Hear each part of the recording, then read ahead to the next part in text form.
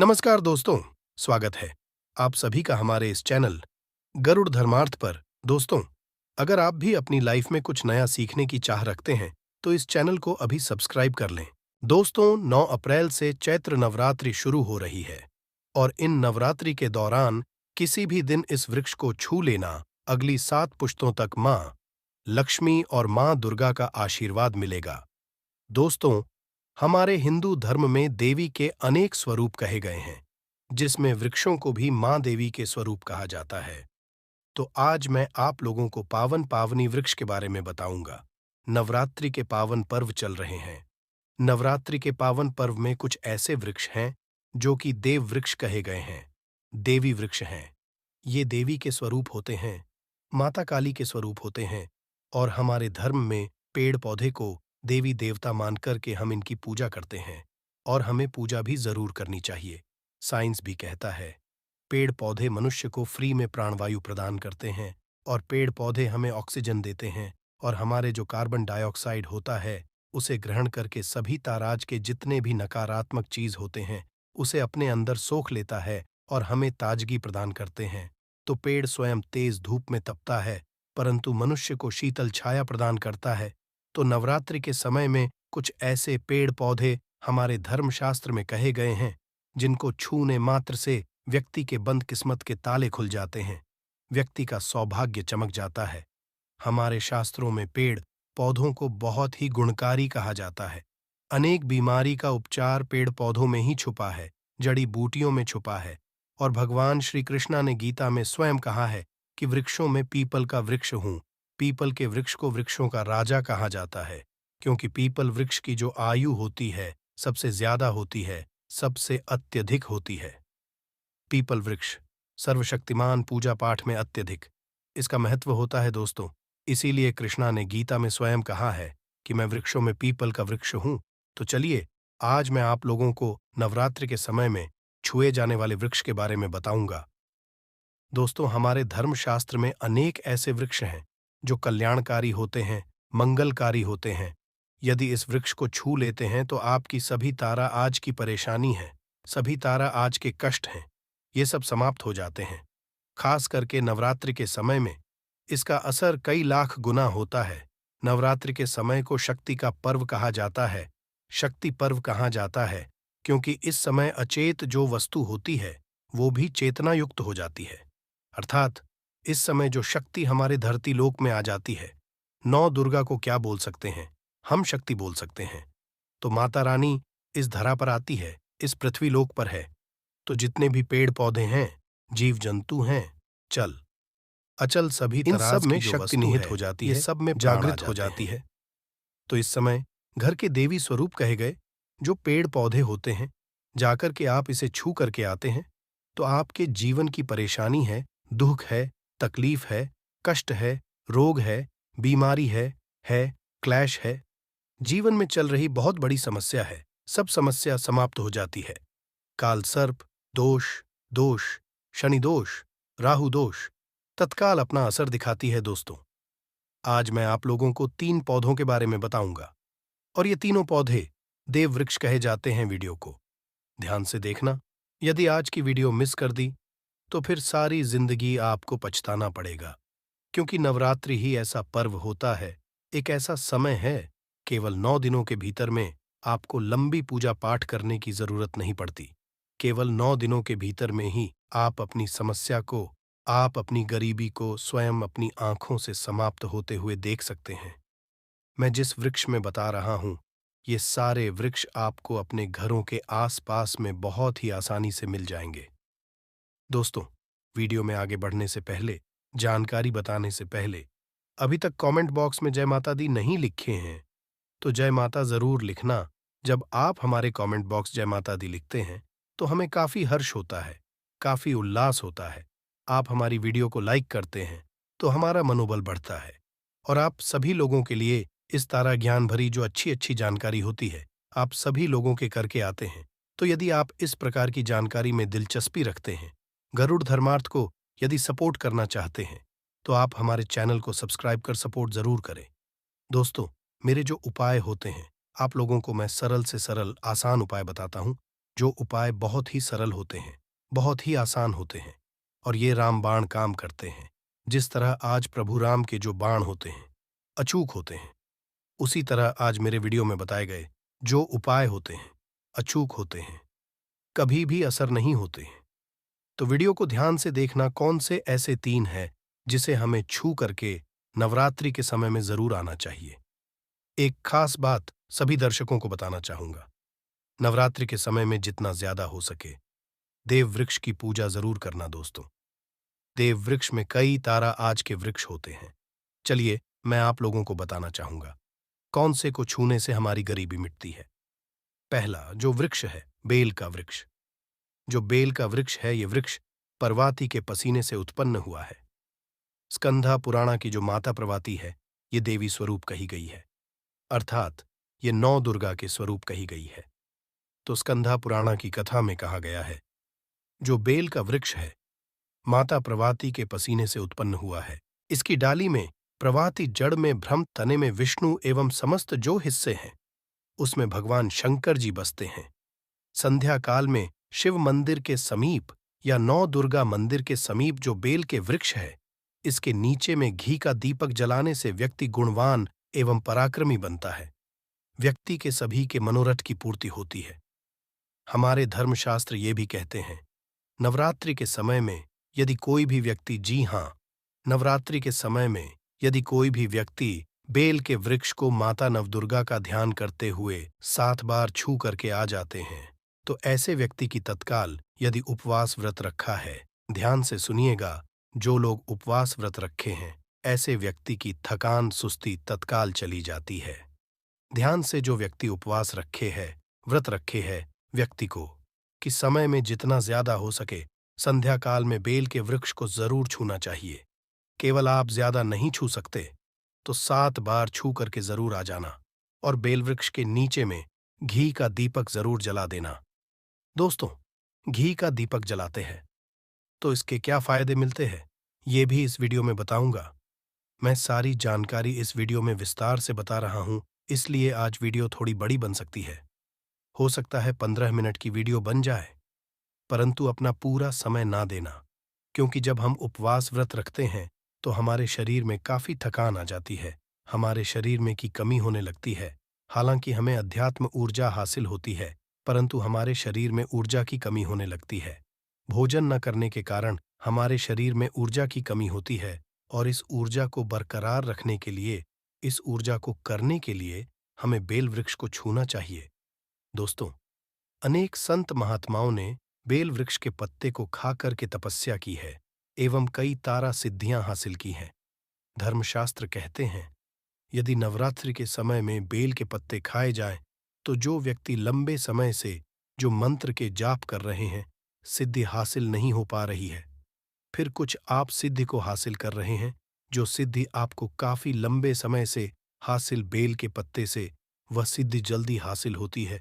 इसके नीचे घी का दीपक जलाने से हमें सिद्धि की हासिल ही होती है। सिद्धि का मतलब होता है कार्य में सफलता। तो जो लंबे समय से आपके कार्य नहीं हो पा रहे हैं, उस कार्य में नवरात्रि के समय में जितने भी दिन हो सके, आप जब भी आपको समय मिले तो शाम के समय में घी का दीपक जरूर जला देना। और यदि कोई भी व्यक्ति नवरात्रि के समय में, सुनिए, यदि कोई भी व्यक्ति नवरात्रि के यदि बेल वृक्ष की जड़ में दूध चढ़ाते हैं तो सभी ताराज व्याधि दूर होती है। यदि सिंदूर युक्त गंगा जल चढ़ाते हैं तो व्यक्ति की गरीबी मिटती है। यदि तिल चढ़ाते हैं बेल वृक्ष के जड़ में तो सौभाग्य की हासिल ही होती है।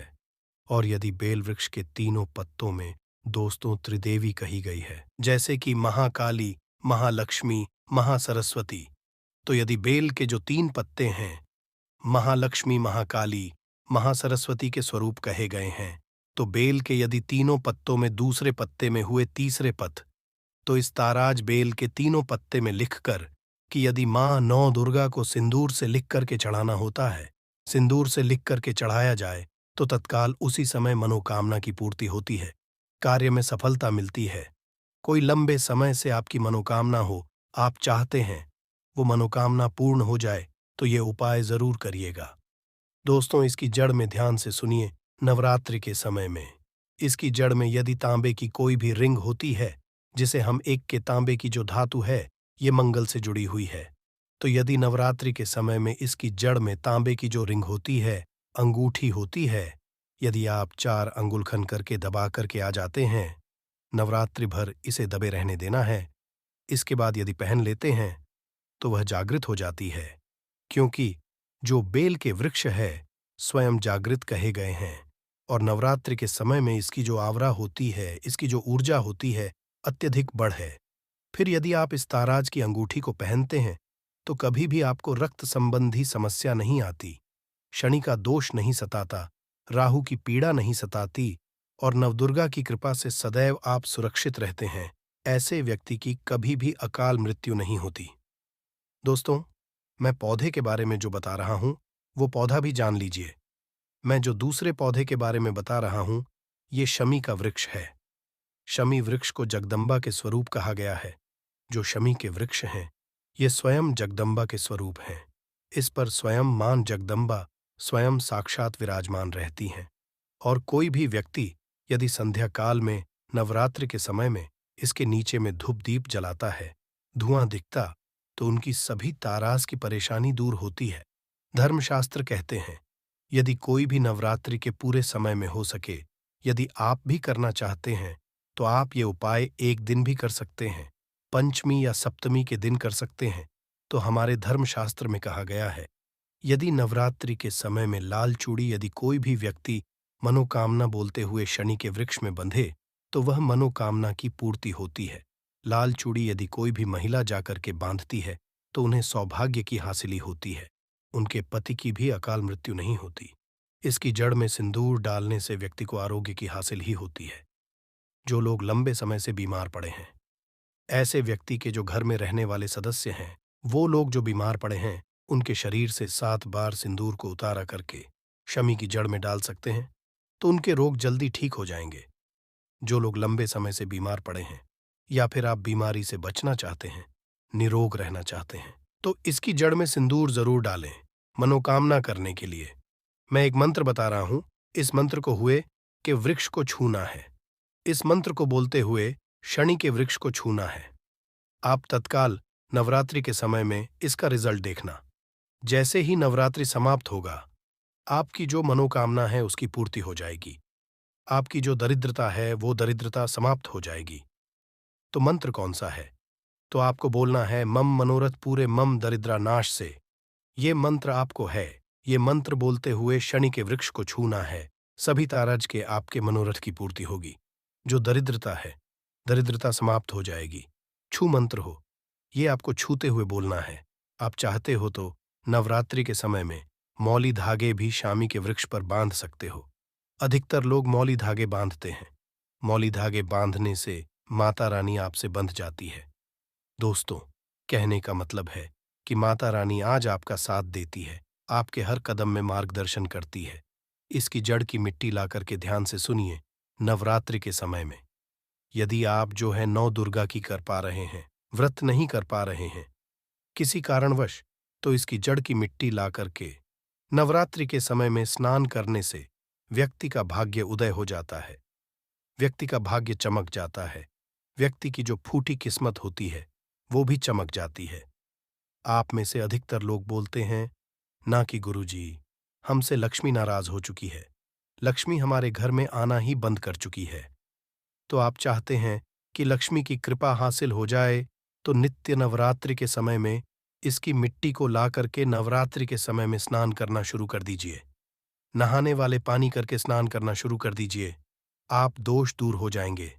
आपके शरीर से किसी भी तारा आज की पीड़ा है, नकारात्मक शक्ति आपके शरीर में प्रवेश कर गई है, वो भी समाप्त। दोस्तों, तीसरे क्रम में मैं जिस वृक्ष के बारे में बता रहा हूं, मित्रों, इस वृक्ष को देव वृक्ष भी कहा जाता है। जो तीसरा वृक्ष है वो है पारिजात का वृक्ष। पारिजात का वृक्ष समुद्र मंथन से उत्पन्न हुआ था और ये देवराज इंदिरा के नंदनवन में स्थापित किया गया था।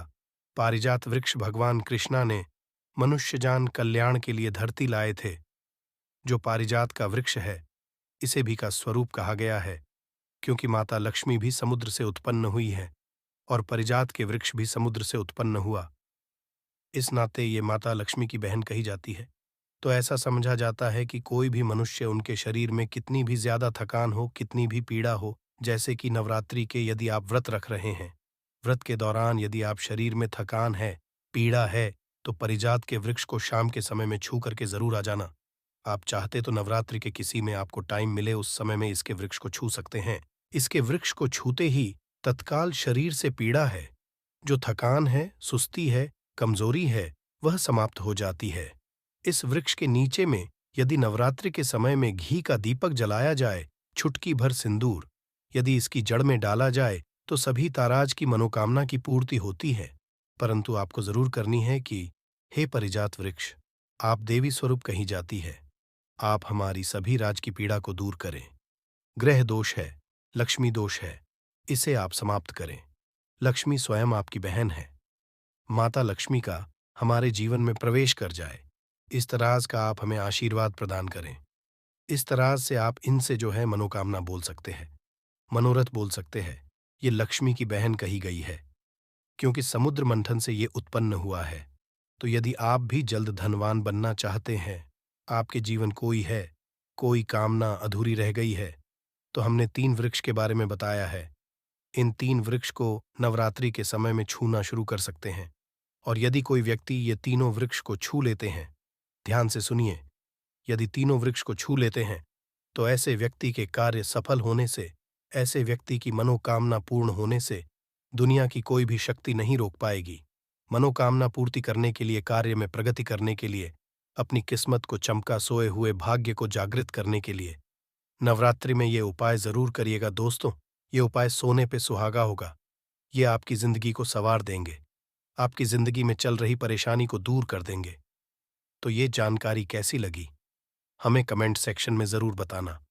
और इस जानकारी को तक सीमित मत रखना, इस जानकारी को आगे जरूर शेयर करना, क्योंकि ज्ञान बढ़ाने से ज्ञान बढ़ता है। हो सकता है इस वीडियो को शेयर आगे करेंगे तो कोई व्यक्ति नवरात्रि के समय में थकान महसूस करते हैं, पीड़ा महसूस करते हैं, नवरात्रि के समय होती है किसी भी तरह आज के कष्ट होते हैं, तो इन वृक्षों को छू करके सारे कष्टों से छुटकारा पा सकते हैं। तो समाज कल्याण हेतु इस वीडियो को आगे जरूर शेयर करना। ये शुभ समय भक्तों के जीवन में खुशियों की सौगात लेकर आता है।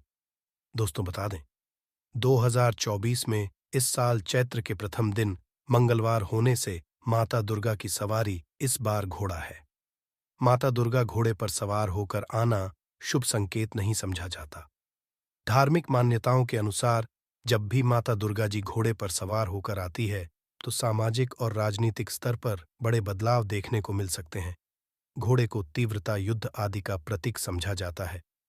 इसलिए जब भी माता की सवारी घोड़ा होता है, तो राजनीतिक गलियारों में हलचल देखने को मिलती है।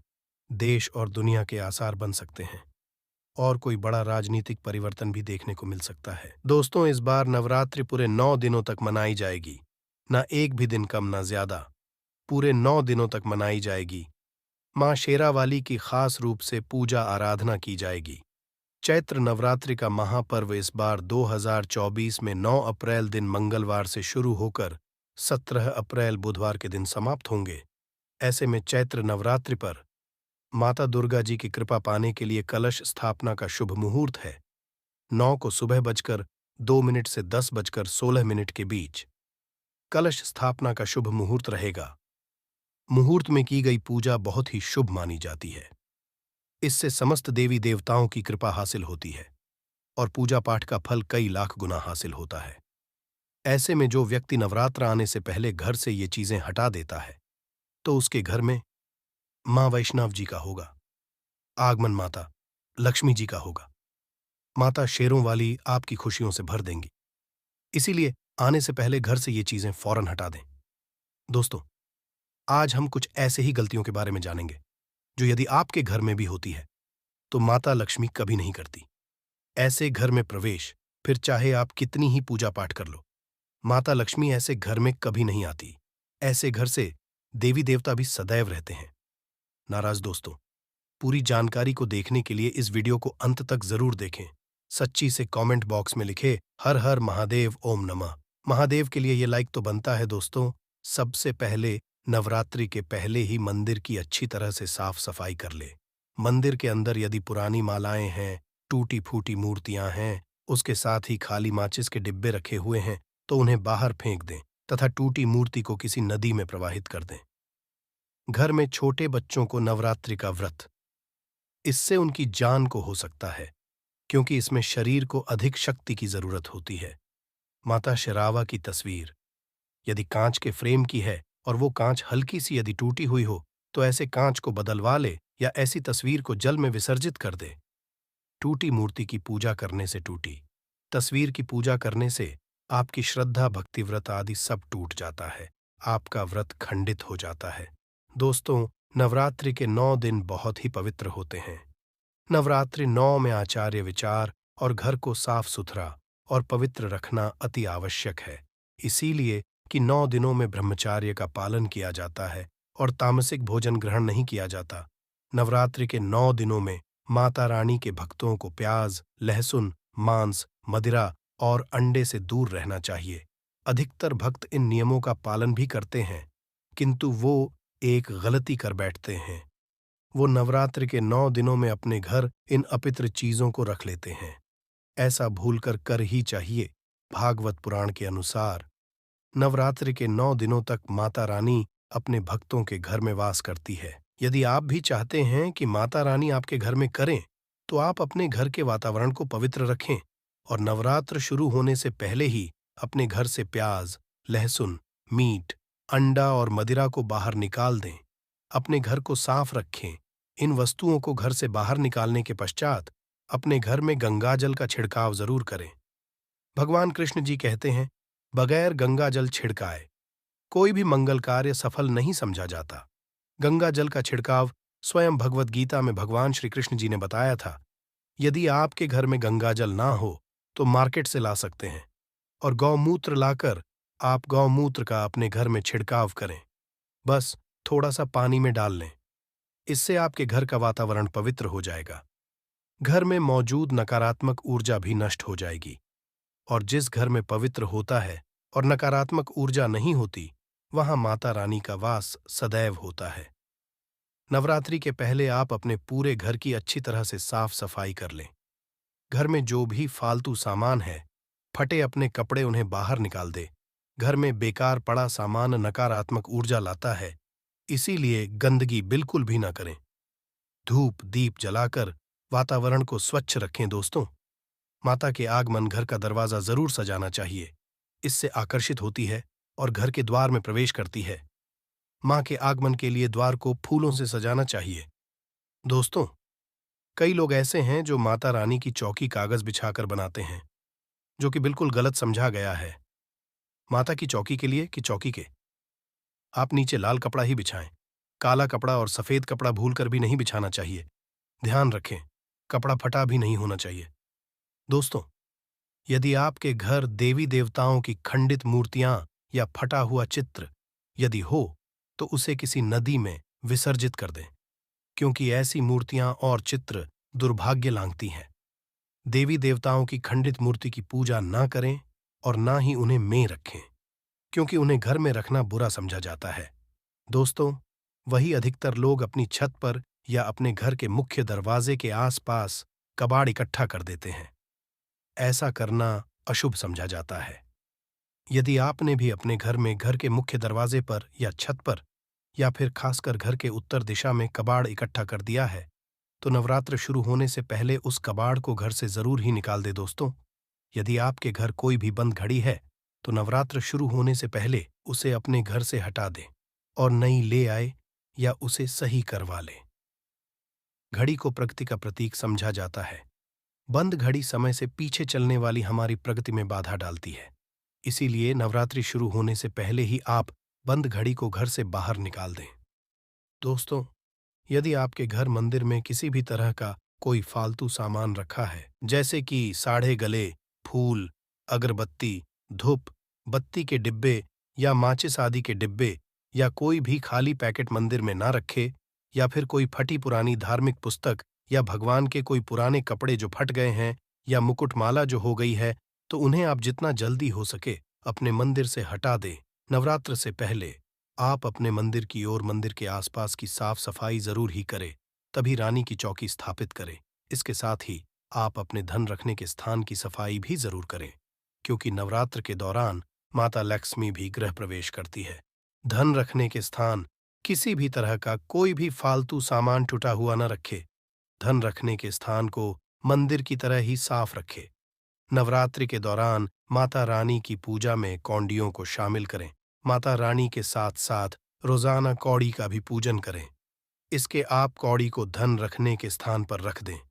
ऐसा करने से बरकत सदैव होती है। यदि आपके पास पुराने जूते चप्पल इकट्ठे हो गए हैं तो नवरात्र से पहले उन्हें घर से बाहर डाल दें। पुराने जूते चप्पल की के कारण ही घर में नकारात्मक ऊर्जा आती है और घर में अशांति और कलह का माहौल रहता है। नवरात्रि आने से पहले घर से जाला निकालना ना भूलें। यदि जिस घर में जाला होता है उस घर में माता रानी कभी वास नहीं करती।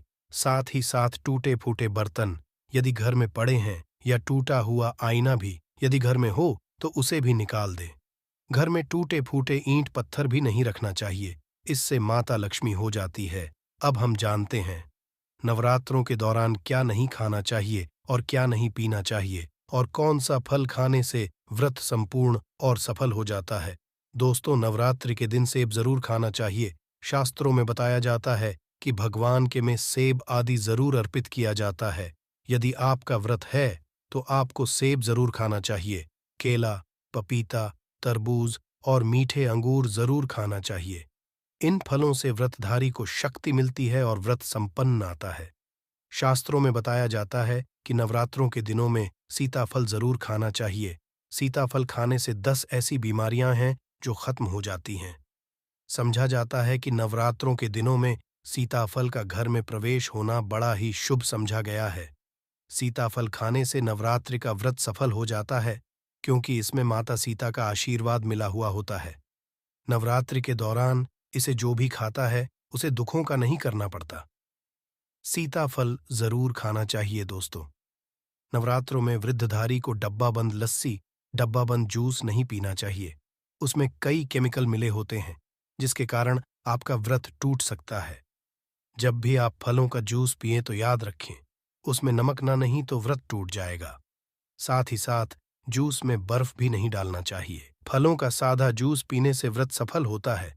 नवरात्रि के दौरान सिंघाड़े का आटा या कुत्तों का आटा खाने से पहले ये देख ले कि आटा पुराना नहीं होना चाहिए, क्योंकि पुराने आटे में कीड़े वगैरह पड़ जाते हैं जिसके कारण आपका व्रत टूट सकता है। क्योंकि ये छोटे छोटे कीड़े हमें दिखाई नहीं देते और आपके मुंह तक पहुंच जाते हैं। आटा खाना मतलब कीड़े मकोड़े का मांस खाने के बराबर समझा गया है दोस्तों। नवरात्रि के दौरान आप शाम के समय खाने में दही ले सकते हैं, आलू खा सकते हैं, साबूनदाने की टिक्की खा सकते हैं, साबूनदाने की और आलू के पापड़ भी खा सकते हैं। कई सब्जियां तो ऐसी हैं जो नवरात्रि के दौरान भोजन में शामिल कर सकते हैं। इससे आपको एनर्जी मिलेगी और व्रत सफल हो जाएगा। नवरात्रि के दौरान आप दूध पी सकते हैं जो आपको ताकत देगा। चाय वगैरह भी पी सकते हैं, किंतु याद रहे उसमें नमक ना डाले। एक बात का ध्यान रहे, व्रतधारी को पेट भर खाना यानी गले तक भोजन नहीं करना चाहिए, नहीं तो व्रत का कोई भी फायदा नहीं होगा। थोड़ा थोड़ा खाए दोस्तों।